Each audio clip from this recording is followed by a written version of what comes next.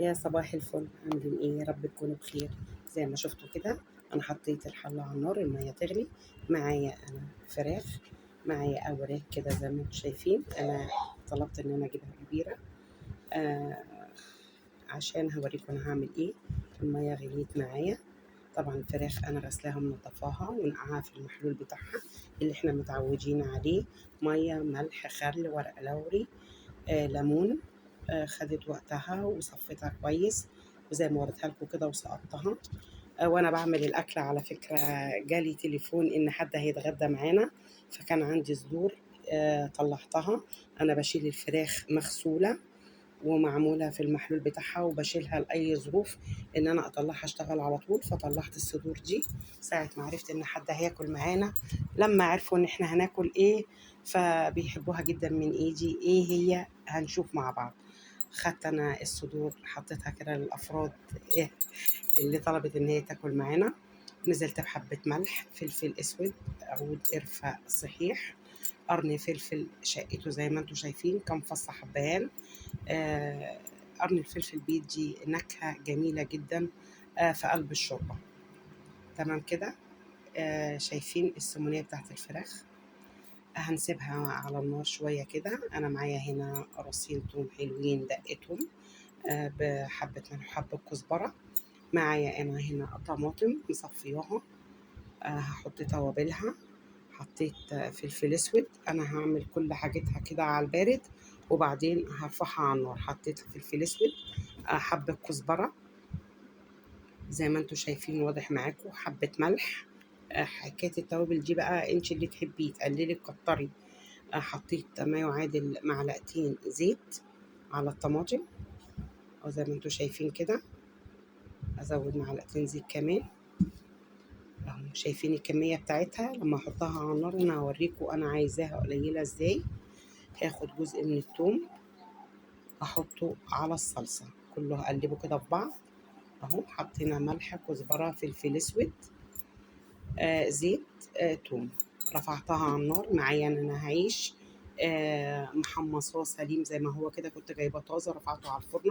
حمصته اللي هو بتقولوا عليه محمص ملدب، تحميص فرنه بس سليم، مش تحميص الطاسه. واضح كده مع بعض. انا هجيب سرفيس كده وهبتدي انا بحضر حاجتي كلها، والفراخ على النار طبعا بتستوي. هتاخد وقت عشان هي الوراك كبيره شويه، وانا اللي طلبت ان انا عايزاها كبيره كده. هبتدي ان انا اخد الكميه اللي انا عايزاها من العيش المحمص ده واكسرها بالشكل اللي قدامكم ده.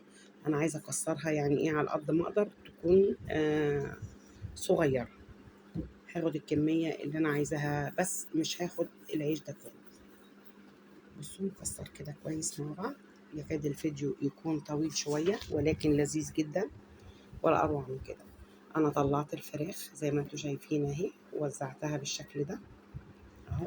انا عايزاها تبرد خالص. انا طلعتها في مصفى وبعدين وزعتها في صينيه كده. هنزل عليها برشه فلفل اسود وهسيبها تشمع خالص عشان لما احمرها ما تطرقعش في وشي، والزيت او السمنه او ايا كان اللي هحمر فيه يحرقني. هسيبها تشمع خالص كده مع نفسها عشان موضوع التحمير يبقى سهل معايا. هاجي هنا طبعا في فراخ، في ملوخيه، باي وضع في ملوخيه. انا طبعا ما جبتش ملوخيه النهارده، ولكن بعت جبت كيس ملوخيه اللي هو ظهر لحضراتكم ده بسمتي. خدت حبه شوربه من بتاعه الفراخ، حطيت فيهم حته توم زي ما انتم شايفين اللي هي عليها الكزبره ديت. نزلت بكيس الملوخيه دي، ملوخيه مجففه. انا مش بجيبها كتير ولكن اضطريت، انا ما اعرفش يكون في فراخ ما فيش ملوخيه. مهما يكون الصنف اللي انا هعمله ايه النهارده لازم وجود الملوخيه. اهو. حرف الشوكة كده هبتدي ان انا احاول افك فيها شوية، لان انا اول ما جبتها سبتها شوية وما فكتش قوي معايا. هاجي هنا طاسة على النار. انا بحب حاجة واسعة كده ان انا احمر فيها. حطيت كمية الزيت الحلوة دي ما استخسرتهاش لان انا هستخدم الزيت ده تاني. الفراخ اهي بردت معايا تماما، ما فيهاش نقطة مية، ولذلك انا هحمر بطريقة سلسة جدا وهتكون جميلة وهتتحمر معايا بسهولة. الزيت سخن معايا، هرمي فيه فصين مستكه صغيرين خالص.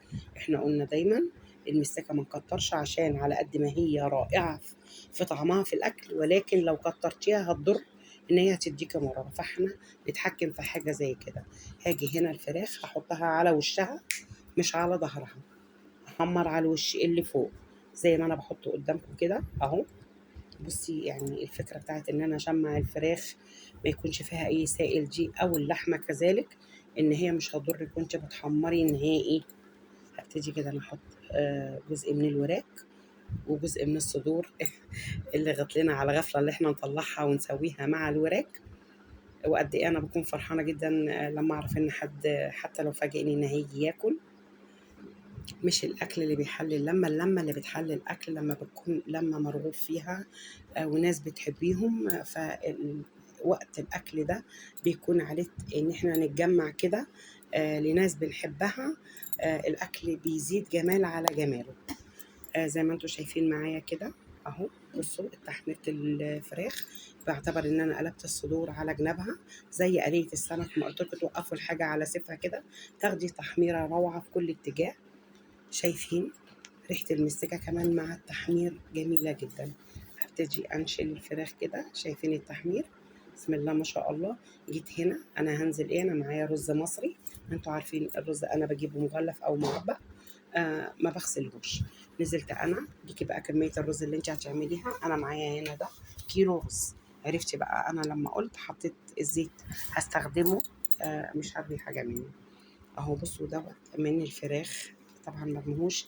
اعتبر ان حته الجلد اللي ديت ان انا ممكن احط مرقه دجاج. هي مرقه الدجاج بتعمل ايه؟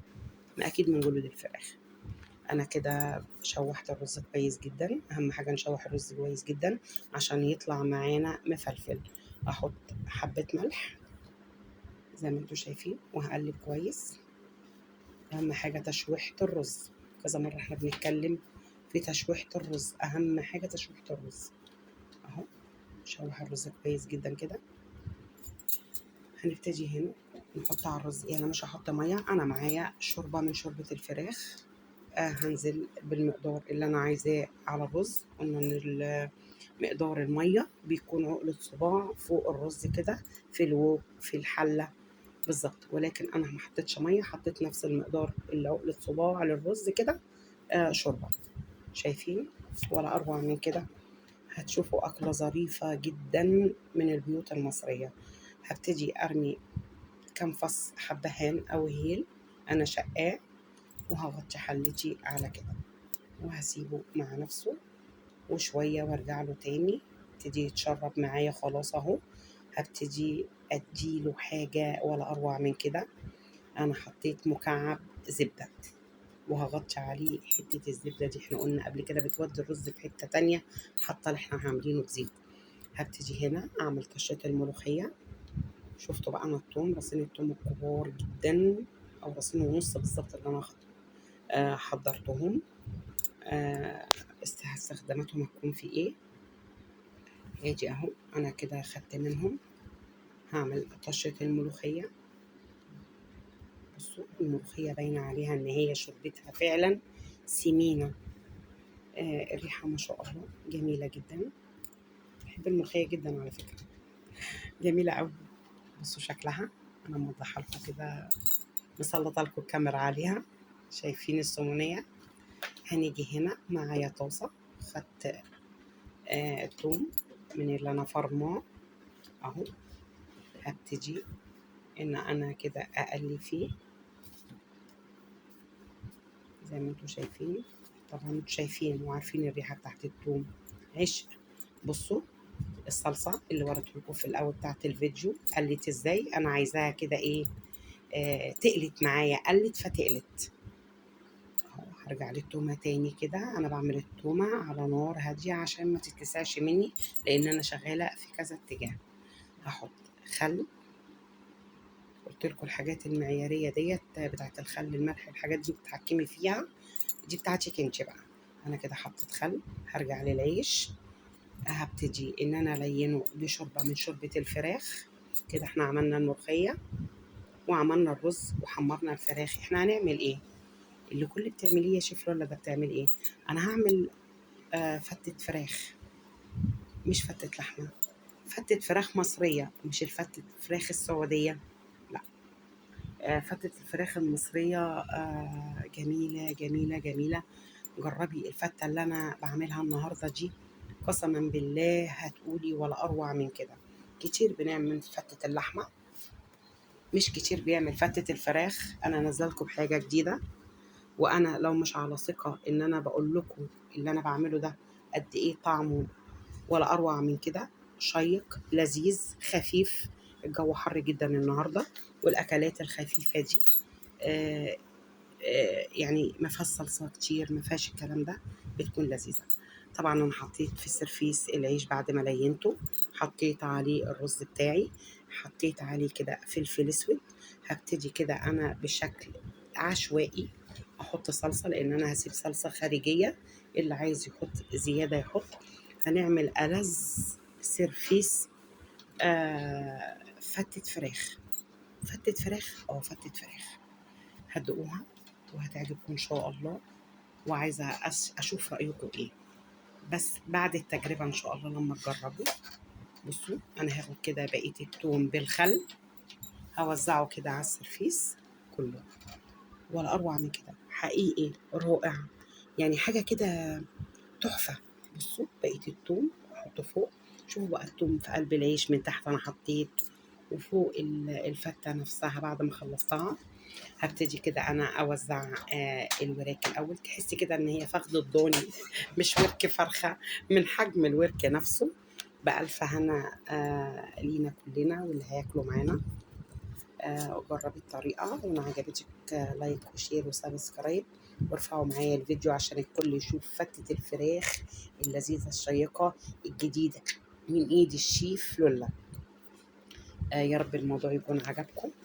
مفيش اسهل من كده، مفيش اروع من كده. انا بصوا حبيت ارص لكم الفراخ كده بتدي شكل جمالي، كل واحد بقى وهو بياكل هياخد اللي يعجبه، او هطلعه ساعة ما احنا بنيجي ناكل. بس انا حبيت اوريكم الشكل الاخير للموضوع. يا رب اكون عملت حاجة جميلة معاكم النهاردة. ما تنسوش لايك وشير وسبسكرايب، وارفعوا معايا الفيديو. استنوني في كل جديد. شيف لولا. باي باي.